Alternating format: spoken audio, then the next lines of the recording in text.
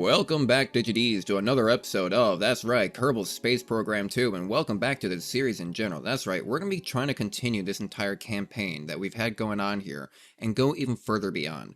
Kerbal Space Program 2 at the moment does not have a career mode, but I thought we can try our best to currently try to treat it as though there is a career mode.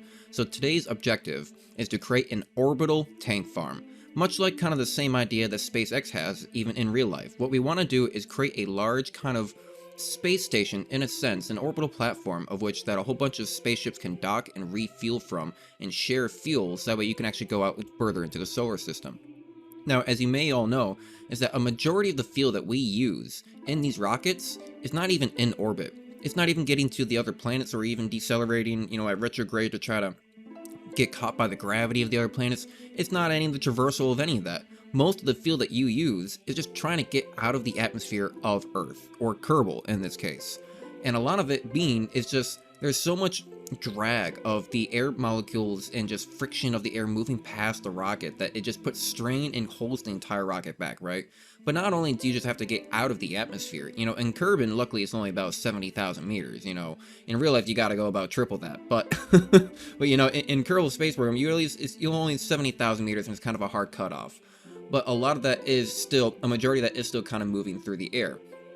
We end up moving on to like giant central rocket systems and solid rocket motors on the side, all just to get through the air. But at the very end, what you have to still do is you still have to orbit. You still have to orbit, you still have to circularize. And that's even more time consuming. Not even necessarily time consuming, but just fuel consuming, in general. Because not only do you have to get up really high, then you have to also get fast enough that you don't fall back down. And that's kind of the hard part. You do typically want to have a 45-degree angle when you take off with some of these situations, if, at least in Kerbal, your rocket can handle it. A lot of these times, these rockets are so wobbly. Which, while we are on the topic of wobbly rockets, there actually has been a couple of statements that have come out from the Kerbal Space Program development team on some of the things that should be coming out in the future. Now, when asked about the nature of the wobbly rockets, of how they the joints are not necessarily strong, they've fixed a couple of joint strength like checks and a couple of parts on the joint strength that they have for attaching to other sections and parts. But what they necessarily said is that, well, a tall and skinny rocket is going to be wobbly, and a very thick base rocket is not. It's so, in a sense that they're basically saying that they want to keep some wobble in the game. They're saying that they want to keep some of the wobble in the game just because that is the nature of it. If you build something skinny, it is going to wobble, and if it is thick, it's going to be harder to wobble. But although I do feel as though that the game wobbles a lot more compared to Kerbal Space Program 1, although it is a fair point to say that they are a little bit of a different company now compared to from back then. They, are not the same company. I believe before it was private division, but now I'm not so certain. I probably should have looked that up beforehand. I'm sorry, I'm not a great source of information all the time, but what I can tell you is that, yeah, so they intend to keep kind of that wobble along. It is a new game in itself. It has different physics. It is a different engine. It may have the same solar system, but it is its own game in its own right, in a sense. Now, towards the idea of multiplayer, they did get some comments on time warp along with multiplayer. Now, people have been wondering, how are we going to even play multiplayer in Kerbal Space Program? That's going to be such a confusing aspect of how are they going to get that to work? How is it that when we're time warping, is it going to make them time warp? Is it going to mess them up? What are we just going to have to be in communication, agree when to use it? So what it seems that they were saying is that when you start out and you're playing together, you will be in the same multiplayer session. But when you start launching rockets and going into time warp, you kind of get separated into your own single player sessions. So you kind of get put away from each other. When you start launching your own rockets and stuff, you can't really interact with each other much. But then they mentioned that there will be points in time in the gameplay of which it'll kind of resync and allow you to actually interact with one another. Now, I believe, kind of reading in between the lines, what that really means is that the fact that you guys are building rockets in an entire solar system, there really is no point to necessarily always try to kind of simulate you guys in the same time frame at all times. It doesn't make sense to you, right? But if there are ever times or chances of which, like, both rockets are in the same area, or landing in the same area, like the same physics bubble, I think it's at those times that the game will try to resync, or possibly go back into its own multiplayer session of its own type of progression that you guys have both gone to, or at least the furthest or shortest player that they have, and just go from there, right? Because there is no real point to have the whole physics engine simulating for both of you going through the same session at all times, because space is so big, you're almost never going to see each other. I mean, I feel like they should at least maybe then have some kind of tools, like maybe it'll show you their orbit, so you may not be able to see exactly where they are at the moment, but you may be able to see that they're launching a rocket. Now there's a new orbit around your planet, right? Now, I did come into a little bit of a weird bug here. Taking a look here, it sunk my rocket all the way into the ground.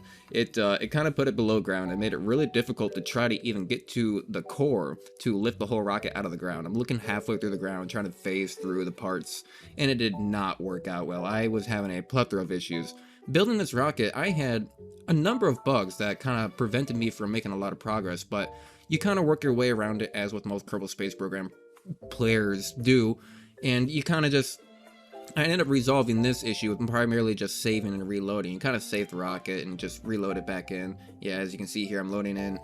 I'm like, oh dang, my autosave is a little bit too far away, which that kind of sucks. So I did have to rebuild a lot of this here, but you know, hey, it's all part of the nature. And now I'm going to be a little bit more adamant about saving. You know, it's always, you try to be pretty on top of saving in general, but when sometimes it requires something dumb to really remind you, like, oh yeah, I should probably be saving more often now. You know, it takes one thing to make you lose a bunch of progression that, like, oh dang it, I should have done that a long time ago. Yeah, I'm kind of attaching a whole bunch of fuel tanks, going along with that orbital farm tank idea that we were talking about. I'm thinking the more fuel that you have possible, the better. The idea is I'm getting this rocket up to right around 200,000 meters above Kerbin to try to get a very stable orbit, both in the apoapsis and periapsis, to get it very stable. The more stable the type of orbit that I have, the easier it'll be for ships in the future to dock. Now, the primary plan is just kind of what we were talking about before. Most of the fuel is used trying to get out of the atmosphere. So if we can use up a majority, let's say, of the side core boosters to try and get it up into orbit, if we can still hold on to that primary tank on the bottom, that primary engine after we orbit and then dock, if we are able to refuel that main tank, we will have more than enough to really explore any part of the solar system. And I'm starting to think that even if we don't have the main tank, a lot of the times even circularizing your orbit partly goes into your halfway stage of your medium tanks, halfway up your rocket, you know, because you end up still going through a lot of it, just trying to get through that main bit of fuel, just getting out of the atmosphere and circularizing your orbit. So you may get into that middle tank halfway through, but being able to dock with that and refuel again will give you so much more distance on your travel time compared to what you were able to do before. Particularly so in this situation, Kerbal has still a lot of structural issues, like we were mentioning. It still has a lot of wobble, still has a lot of kind of weird bugs and systems that really just prevent you from playing. Sometimes you just got to reload, lose progress in general. And so when you try to get further and further and further away and get even more ambitious ideas of what you can build, the engine is just not quite capable at this point to necessarily keep everything working. To put it very simply, it does not have the capability in its engine to keep everything working. It crashes a lot, it can detach, it breaks apart. So at this point, I'm thinking really the only way to actually get most of these rockets to some of these other planets is either one, someone did mention in a comment in the last video, was that I should be using nuclear engines, which I had completely forgotten about. I need to go back and maybe research that a little bit, or just experiment with it in my own time, because it has been quite a while since I've even dealt with, you know, nuclear engines. It would have been fantastic to have that for the sun mission in the last video, because that I had a real struggle in that one, even just trying to get enough Delta V to decrease and fall into the sun. That was pretty difficult, but yeah, I'll have to experiment with using nuclear engines again, because that would be a great way to get to some of these larger planets out in the distance, because we have had the glorifying pleasure of visiting at least Duna, and we have visited the moon, and I don't remember if we went to... No, I don't think we have. So we still have to visit Moho, we still have to visit Eve, we still have to visit Dress, Jewel, Elo. We have a majority of the planets in this solar system to even go explore to begin with, let alone all their moons. So we have a lot more content to explore, a lot more type of different systems to go through, and this orbital stage system is going to be the first stage to really just try to keep that almost career feel-like system going. You know, and perhaps we can even try to do some rescues in the future, some Kerbals that might get stuck. We'll have to build a better rocket, go capture, you know, not capture them, but, you know, go to the planet and rescue them and get back into orbit and bring them back home. So I'm really excited to see kind of where this content takes us in really exploring this type of game, really getting to the next stage of learning how to play this game, because I have been playing this game for, well, at least, KSP1 for the better part of 4, 5, 6 years, however long it's been out. I remember the early beta days, it was something completely different from what it is today. But I honestly, I'll tell you the truth, I never really got that good at the game. I always used to just build bigger and bigger and bigger rockets to just get places. A lot of times I did use cheats, so I never necessarily got really good at the game to get to these places in a vanilla way, or at least I would get partway through it and then I get bored and then I'd just kind of never come back to it. I really like starting games. I think everyone has been there at least a little bit. If you are a gamer, if you like playing even from something as simple as mobile games all the way up to something as simple as Minecraft, is something, huge like God of War or God knows what, like DCS World. Sometimes just starting a new save file is just so fun. Sometimes just starting a new space agency and really just trying to build yourself up and get a real program going and building on the satellites again and putting them in orbit is just like the most fun part. Sometimes I like to go back to like play Ocarina of Time or like Star Fox 64 and just play them again a little bit. Just a little, it's nostalgia, right? You have fun doing something new and beginning. I think, anyone who's ever played Elder Scrolls, Skyrim, or Oblivion, I can't tell you the number of times I've gone back to make a new Skyrim character, get it to like level like 15, and then never touch the character again. And I go back to play the game again. And like, oh, I wonder when I make this character. Well, I want to start a new one. Better start a new one. You delete the character, you hit new character, you get into like 15, level 20, and you come back a year later like, oh, well, I'm not going to use this character. Better start a new character. Delete this one. And the process just repeats constantly. It never ends. The cycle continues. So we are taking a look at the rocket here, though, in the background. While I'm kind of blabbering on, we are still trying to actually get into orbit. We're still trying to get this massive rocket beast all the way up into orbit of Kerbin here. And I've been running into a few issues where you see those side rocket boosters that just detached a few seconds ago. They tend to explode when they detached. It appears that the bell nozzles at the very end are just a little bit wider or just a little bit too wide, so that they are all touching at the very bottom. So when they detach, they all just kind of ram into each other and blow up. Now, I'm wondering if anyone else has had this particular issue where rockets seem to just kind of spin out of control unnecessarily. They are just, like in this instance here, where I was trying to go to prograde and nothing was working. It didn't seem to go towards it in any sense. I've got maybe like 5 medium, stability controls on here. I've got I've got a whole bunch of RCS thrusters, and I had a better chance of controlling this thing doing it manually than just letting the automation kind of do it for me. So for some reason, it kind of just like to spin out of control, which you can usually be saved, with a quick save and then a quick load. But particularly just also reverting the launch can kind of fix it too, but then of course you're losing your progress. And that is kind of the opposite of what we're trying not to do here. But this rocket in particular was not quite powerful enough. I did see, it performed pretty well. I gave it a spin because the fairing wouldn't quite come off. It does really well on trying to spin up, and it does a really good job on spinning down. It got that fairing off no problem. But this one was not quite particularly making it, didn't have quite enough fuel to push me all the way to the end. But it is doing still, oh so close, oh so close. We are close on the design option of what we're really looking for. We seem to be just still a little bit too heavy. Now, the greatest thing about this is, again, we only have to get into orbit. We don't have to go to the moon. We don't have to go to Duna. We don't have to go to anywhere else. All we have to do is get a ship into orbit, which seems easy enough, but when you're trying to push this much mass at the same time, it is rather difficult. It took a number of tries, kind of different iterations of the rocket, but eventually we do end up getting there, hopefully. Now, I've seen so many different type of space station designs, so in the end, this thing is just going to be starting out as a cylinder. I eventually want to build this little cylinder that is just nothing but fuel, our central core.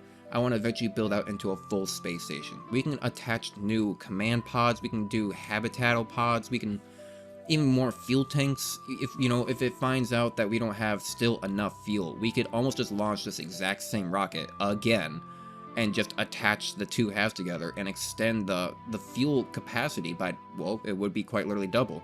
If we put on a whole bunch of excuse me, DigiDs, I forgot that this was even a problem. The whole rocket just disintegrated.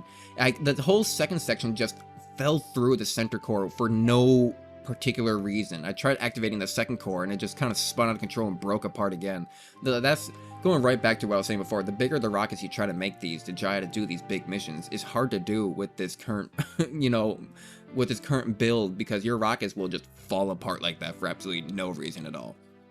Now, I did have to give it a little bit of a restart because it was, oh boy, it was giving me a whole bunch of issues. I'm still having that continuous issue as well, where like every time I go to launch the rocket, it seems to give that weird camera angle. I have to restart the launch, restart the launch, and then it works properly. But it's early access, and there's always enough to complain about. But enough of that, we are still trying to build this kind of space station. What we're kind of looking for, what I was getting to before I got distracted. I know, so surprising, Digites. I got distracted. I forgot about a conversation halfway through, unheard of, except in like probably 70% of my videos. This isn't even a old man blabbering hard space video, which those of you who have seen my hard space videos, thank you for taking a look. Those videos are not good at all. It is quite literally just me talking about absolute nonsense for about 30 to 40 minutes breaking apart a ship. I don't even try to make a structure to those videos, which in a sense can be pretty relaxing because I don't have to worry about anything. Those are my throwaway garbage videos, and I don't mean that in a sense of, oh, I don't care about it. Like, in a sense, I still do, but it's the, I just want to talk to you, I just want to just be me, for a little bit, which all these videos are still me. But YouTube, in a sense, you kind of do have to put on a little bit of a, I don't know if you would call it a persona, but you do have to keep on talking, right? You have to keep on, it's a whole practice. You have to really get good at the commentary section of this. Kind of like the most recent video that I released was that Cluster Truck video, the finale, the absolute finale of Cluster Truck, which I was surprised to find that we actually beat Cluster Truck. I believe it was only in 3 episodes. I could have swore there were 4 or 5 episodes, but we beat it in about 3 episodes. I wish I made it last a little bit longer, but I didn't really cut much out of those videos at all, and they still ended up at about 20 minutes, and I just went through the game fast. It's not a very big game. But the point that I was trying to get to, now that we're so far down the rabbit hole, the point I was trying to get to is that in that video, I was talking about the same thing, is that at this point, I feel like I want to get really good at the commentary section of YouTube, right? And that's kind of why I've been liking these Kerbal videos in general. The Peglin videos, I try to commentate as I'm playing it because it is a little bit more active, it is a little more interactive. You actually have to play a little bit more. I mean, I could shorten up the videos if I did an Aftermath kind of voiceover, but it didn't feel genuine, it didn't feel right in the moment for Peglin. It is just a little bit more of an active game, if you're shooting the orbs and whatnot. In this situation, I had that problem again where the cores really just like to kind of disintegrate at the centerpiece where all the cones are just touching each other. And there isn't really a big way to fix this unless you get rid of one of the boosters. Unfortunately, they only allow you to go from 6 to 8 boosters. There is no 7, choice. So when you go back into the VAB, you kind of have to do just 6 to avoid the problem of 8 of these things blowing up into your center core. But back to the main point of, there's going to be a lot of jumping around in these conversations, DGD. I hope that you guys are following along while you're watching this footage in the background. It has been a real doozy. Again, always trying to get these rockets up into anything in this game has always been a little bit of a particular experience, which in itself makes it fun because it actually allows you to play a game. It's not easy. It's not supposed to be easy to make a rocket. And, it really does put that idea forefront for sure. Maybe in the sense of bugs, but it still works. It's not easy to launch a rocket. But no, point being, I want to get a lot better at my commentary before I start moving on to bigger, better things. For Peglin, I like to do that a little bit more on the site and just talk about it. Those videos do tend to be longer. I know personally in my own type of preference, I like to watch videos that are only maybe about 24 minutes long. I think this is what this one's going to be, to about 30 minutes long. Once you start getting into the 40 range, it's got to be yeah, okay, I got a little bit of time. You got to have that thought. But once you start getting to the hour range, that's the okay, I better have a little bit of time. I better be doing something and have this on in the background. When you're watching something that's an hour long, and particularly just a guy talking, not even nothing that's super hectic that's going on, there's no live high octane Modern Warfare Black Ops action going on in the background, CSGO surfing. I've never played CSGO surfing, but do you guys want CSGO surfing footage in the background? I swear to God, I will go learn how to play that game just to get that B-roll footage. I'll figure out how to do it. But hopefully not anytime soon. I'm not a big fan of the CSGO series at all. I mean, I call it a series, but I think they actually are coming out with the CSGO 2. I think they are. I heard, I believe it was, I heard Smitty or like Blarg talking about that recently. The CSGO 2 is actually coming out like this summer. This summer. Get your hands on CSGO 2 coming into a theater near you. This summer. I can't go that deep. But, yeah, no, so they're actually coming out with CSGO 2, but honestly, at this point, I don't think it's really going to be any different. I haven't really seen a whole lot of gameplay or footage or anything of it, but I really don't feel it's going to be any different from what the CSGO is now. I feel like it's just going to be more of an updated code to like to the developer more than an experience for the gamer. I mean, sure, they're gonna have some new maps and new weapons and whatnot, probably a little bit of a graphic update, I would hope, but they're probably still gonna keep a lot of the base core mechanics and keep it exactly how it was, because it is too big of a name to make too many big changes to really have them allow to go that direction, right? So they're going to keep it mostly the same, I would imagine, just kind of like a new framework for the developers to code on top of, because that game has been going for like, what, 10, 15, 20 years at this point? I'm surprised that they even managed to update the darn thing with today's technology compared to what they had way back then. I think they already did one full rebuild as well. I think they have a classic version, they did a full rebuild on the framework as well, so they must get into a point where they just need to rebuild the game entirely. I'm still very surprised that game is even going. But I'm also still just as surprised to see that our rocket is working pretty well here, DigiDs. We have actually managed to get a good 45-degree angle all the way up into orbit, and now we are mostly horizontal at this point. Just trying to keep ourselves horizontal, just trying to keep that speed. Again, just trying to keep that orbit up. We are running out of fuel in this stage, but it's no problem. As long as we just kind of keep ourselves at a good angle, we should be able to keep ourselves away from the surface, while at the same time increasing our speed, which actually increases our orbit.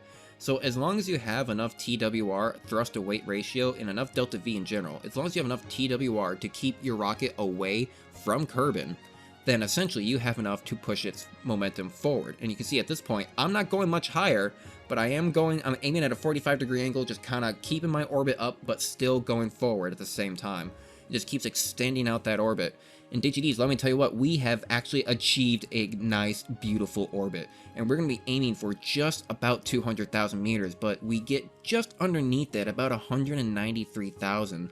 To really circularize this, we're going to kind of wait until we get to the apoapsis, really start boosting, push out the periapsis, and try to get them almost exactly the same. Try to get it to the point where if you have a completely circular orbit, it'll make it that much easier to dock to this thing in the future. Just having a completely stable orbit that's not going to be forever changing, a very centered piece that will just go around in a good old circle is a great system to kind of orbit and dock to. We're going very carefully, we're coming up to it, and ooh, just about, DigiDs, we're at 195,000 and 193. I'm going to keep on warping around, warp right around to the other side, point prograde again, and try to push out that periapsis to match our apoapsis as closely as possible. And DigiDs, look at that.